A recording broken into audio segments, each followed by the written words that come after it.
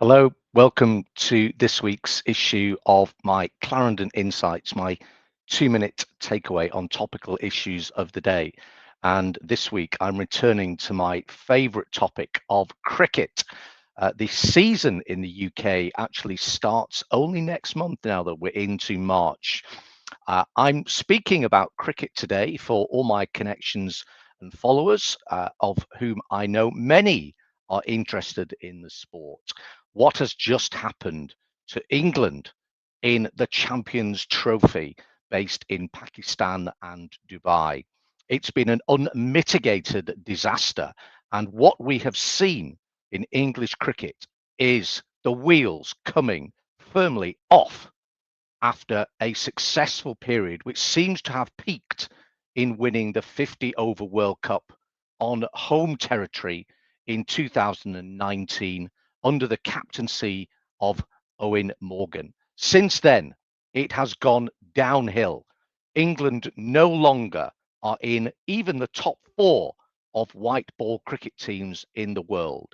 In Pakistan, they have managed to lose against Australia, against Afghanistan, and also against South Africa, and deservedly so as well.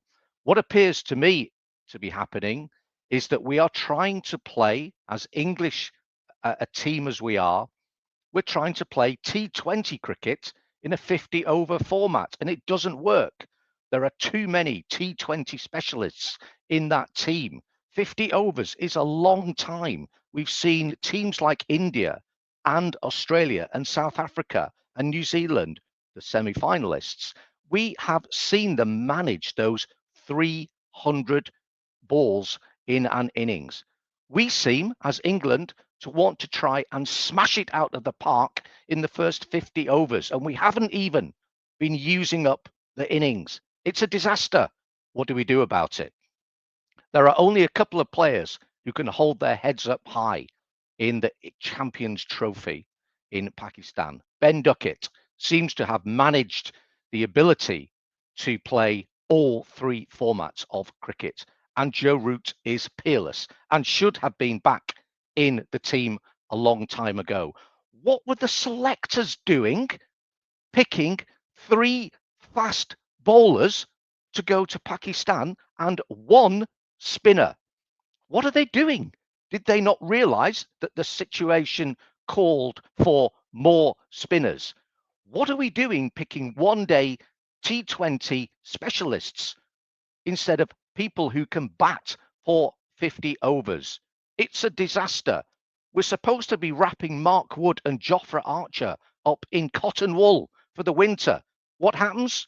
We lose Mark Wood to surgery. We lose Bryden Carse, who blasted one game.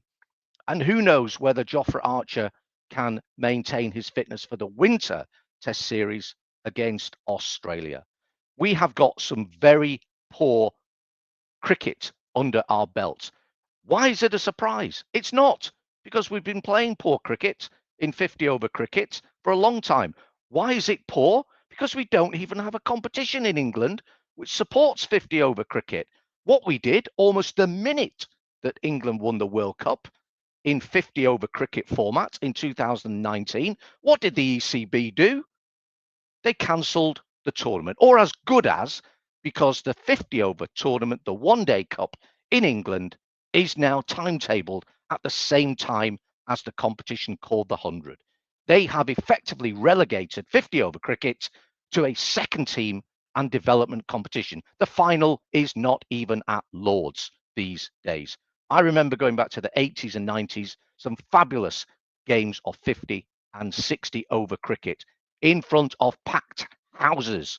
No one now turns up to the 50 over format game. We shouldn't be surprised. So come on, Rob Key. Come on, Brendan McCullum.